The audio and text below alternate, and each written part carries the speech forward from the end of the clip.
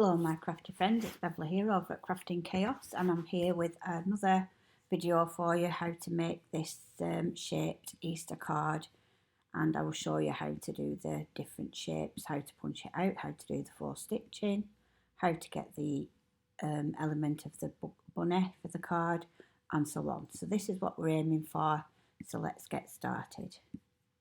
So I'm just going to shift everything off to the mat for now.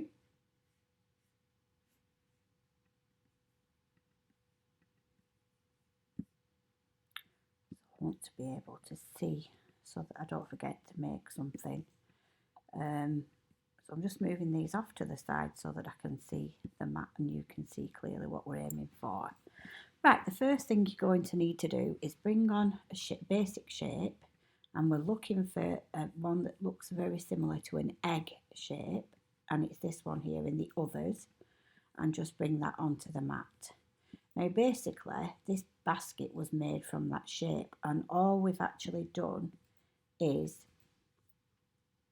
just change the size and width of it. So what we're going to do is do exactly that with this shape that we've just brought on.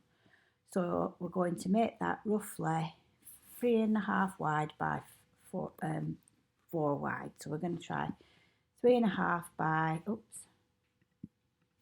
3.5, sorry, 5.5 by 5.62, call it 5 point,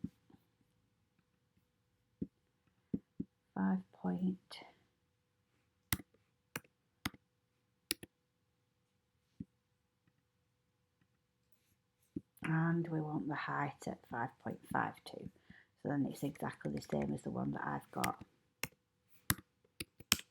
Okay, so that's the shape. And that looks a lot bigger than this one. That's not the right size, is it?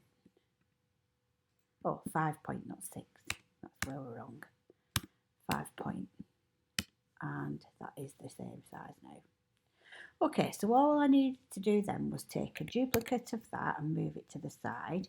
Then another duplicate, move it to the side.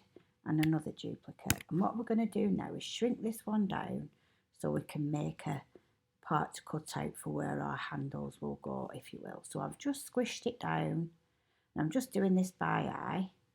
If you want the exact measurements,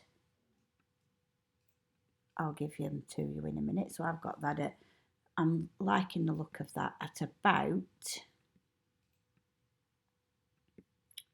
3.42 width by 2.09 height, but obviously that's down to you on how you feel it's looking. So now I've just arranged that so that it is exactly on top like so. So now I'm going to select both shapes, and I'm going to go on edit and subtract, which is in the edit menu, process the overlap and subtract, and that's effectively punched out that shape. And if we take a look at that now with some colour in it, and I'm going to make it a brownish colour because this is going to be what I'm representing the basket as being. And my intention would be to cut that out on some nice brown card, and I have got a stamp that looks a bit like a basket weave that I would stamp over the top of. Or you could just use it as is, or you could indeed draw your own basket pattern on if you wanted to. So I'm going to leave that one there later for the eggs and also for my greeting. So we're just going to leave them to the side, and we need a duplicate twice of that, so 2 of them. One we're going to move off for our matting layer, and then we're going to line these 2 up so that they're just overlapping at the centre. And now we need to select both of them and line them up so that they're straight with each other at the bottom, and then we're going to weld like so. So that's welded the 2 shapes together, which gives us the basis of our card. And this one, if we just bring it to the front, display, arrange, bring to front. Oh, we need to have it selected though. Arrange and bring to front. We could, that is going to be our matting piece from the top there, because if you just have that as your card, you're going to have a big chunk of your egg or your basket missing here. So what I'm going to do is I'm going to make this a different card, because that is going to be the front of our card now. So that would be the front if you wanted the the layer as is. And you may still decide to do that basket colour. I'm just using a different colour for now, just so you can see the difference, but it will fit on that point perfectly. And I'm going to create an offset. So edit to the bottom, create an offset, 0.08 inward, and say OK. Now that is creating our matting layer for our basket. So I'm just going to put a different colour down so you can see what we've got. Now if this happens, all it means is it will cut that out, obviously, because you can see the cutting line. But if you're like me and you like it to be able to be seen on the screen, you can just ungroup those two, and while they're selected, just do that subtract again, which will then punch out that from your file. That step is particularly important if you would like to add a 4-stitched layer, because if you're going to add 4 stitching, you want it to stitch round the handle part as well, in which case you need to make sure that you've done that step so that it does stitch round the handle. So now if you wanted to do another offset to get that stitching, we need to be back in edit, create an offset, and I'm going to go 0.04 this time inward, say OK, and that's made as a very narrow border, and I'm going to make it a perforating line or a dotted line and make it a drawing line so that I could draw that in with my pen. So that's the basic basket done. So that's your basket card, if you will. So the next thing we're going to work on is the rabbit. Now for the rabbit, all I did was went into Pixabay, typed in rabbit silhouette, downloaded this one, and then went into trace object, select the object, select the rabbit, open, and it'll trace around it and say OK. Now as I've already got that rabbit on, I'm not going to say OK again, but you would just say OK, take off the pasty image, but just do it from it quick, just as quick to do it this way. So I will add the document, and I'm going to again give it some colour, and because it's a silhouette I'm going to make it black so it stands out. I'm going to resize him down proportionally so that I'm doing the width and the height, and he could sit on the front of our basket like so. So the next thing I want to do is create some eggs for the basket. I'm not going to make as many as I did for my last one. I'm just going to resize the egg shape here till it's the size that I think is right for the basket, and I'm just going to check that one in. Okay, so you can make these as many colours as you wish. So if we just do a couple, we'll do 3, and you can get the idea. So now we've got 3 eggs, and I was thinking of doing them like in a rainbow order to make it very attractive for younger members. And I'm going to select all 3 because I do want them to have the opportunity if I want to go in that direction of an offset line. So I'm going to say OK. And then I'm going to select the 3 offsets that we've just created and make that a dotted line, just to give it some more interest than it just being a flat shape. And I'll change that dotted line to a drawing line. So we've got a cut line and, oh, cancel, we don't need to save that yet. A cut line and a drawing line. Now you could go ahead and group by selecting both layers so that they can be moved independently. So I'm going to just group them so I can move them away, group, and move up to here. And the last one, I'm going to group, and you can do it either by selecting both and doing right click and group, or you can go layer and group. It's the same operation. We'll do it this way for that time so you can see there's different ways. Now I did about 6 different eggs, so I'm only going to do 3 for this one because you're getting the idea of how it works. And I would then position those in the back of the basket randomly so that they looked nice and neat. So now I'm going to resize this one, which I'm going to use for my greeting, which is going to sit on the front of my card. So I'm going to arrange, bring to the front, we'll give it some colour and make it white so that our writing stands out on it. Won't necessarily show yet, but when I move it onto the basket you can see that how that's going to work. And I'm going to use a font which is called, now what is it called? It's Baby Lexi Skinny, I think. I'm just going to put Hoppy, play on words with the rabbit for Hoppy, just ignore that for a second while I get the correct one. And we want Baby Lexi now, Baby Lexi Skinny, and I downloaded that font from Da Font. And then I'm just going to do it again and write Easter.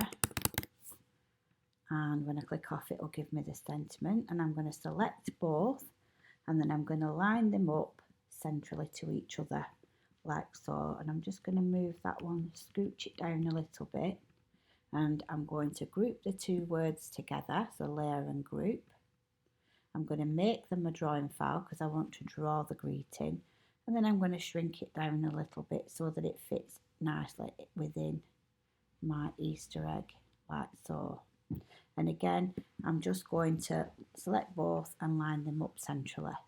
I'm then going to group them, layer and group, and I'm just going to rotate it so I can put it at a nice jaunty angle on my card, like so. Okay, so that's where we're up to now. If you wanted to add the 4 stitching, you'd do it in exactly the same way that I showed you for the eggs. The final thing was to add a little bit of interest, was to add a few flowers so that I could stick them on the basket just to pretty it up. And again, that's just a font, and I used capital letter A, and the font is called Saru's Flower Ding, and it's actually a dingbat font. It is a dingbat font, and it's one that I've used for a long time. Right back from when I had my craft robo, I used to cut these in different sizes and layer them up to give them some dimension. So I'm just going to make a few copies of that, and I was thinking of making them nice, like bright colours like yellows and oranges and reds, if you will, just to brighten up the card itself, and like so. Again, if you wanted to add a stitch border, that's fairly straightforward. I didn't necessarily want them all the same size, so I'm just going to adjust the sizes of them a little bit. I'm going to make that one quite small, and then you could just make yourself a nice little arrangement on your basket somewhere, wherever you think they would look effective, and just make a little group of them like so. Oops, didn't want to do that. We've completely distorted the shape of the flower, and we'll just move this up. So obviously these would be, I'll just send them to the back for now, will be stuck behind in the basket. There's our little rabbit, and you can readjust him in size if you wish. Happy Easter. And I think that would be a nice fun card.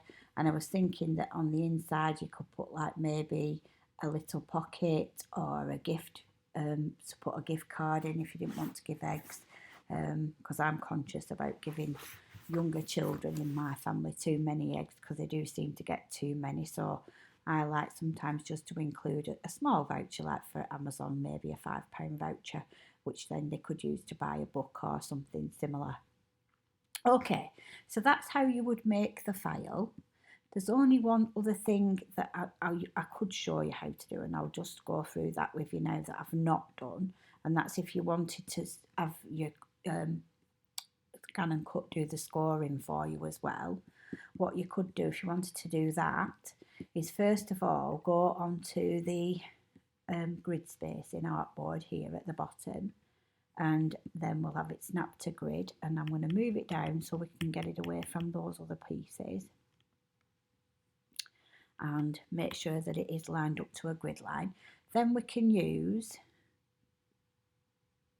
our path tool, and we can draw a straight line down like so. Oops, I didn't close it off. I'll start that one again. So choosing the straight path line, and actually I'm going to take off the snap to grid, because I've got if you've got I'll just zoom in so you can see. If you've got a what I would like to call that like an angle, a corner if you will, and if I zoom right in, when I hover my thing over there, my cursor, you can just see a black square appear, and if you click it and hold down, it will drag out I just let go of that too soon, unfortunately. I'll just repeat that again. And I didn't double click to anchor. So again, using that as your guide, hold your shift key down and then double click to anchor and then turn it into a perforating line, which would form your fold line like so. But if you do decide to do that, remember it's a good idea to group them so that if you do move your file, it's going to move your scoring line as well. So that's how to make the Easter card, the Easter Hoppy Easter. So hopefully in that I've given you an idea of a nice font that you can use to draw with your pens, and it does draw like a single line font, even though it's not actually a single line. It is made up of 2 lines, but because it's so fine, it actually comes out on your paper or on your cardstock like as though it's a single line font. And all the rest can be cut from coloured card, or indeed, if you wanted with the rabbit, you could cut it out of some white card or brown card and add some details in with your coloured pencils or your alcohol markers, whichever suit you and depending on how artistic you feel you are. So that's it for today's card. I hope you've enjoyed that. I'm going to try to give you a couple of projects a week while we're in this lockdown situation, because I know people are sort of going to their online and going to their crafts, and certainly I've done absolutely tons of knitting for the new babies that have come into my life over this month. So I've been resorting to doing lots of knitting whilst I've been at home, but I am doing a lot of paper craft as per usual anyway. So I hope that you've enjoyed the video. If you have, please remember to like, share and subscribe, and tell your friends where to find me. Can I just wish you all an amazing day, and that you make it a very productive one, especially in the climate that we're in. Try to keep your routines, keep your chins up, and I'll see you all soon. Bye.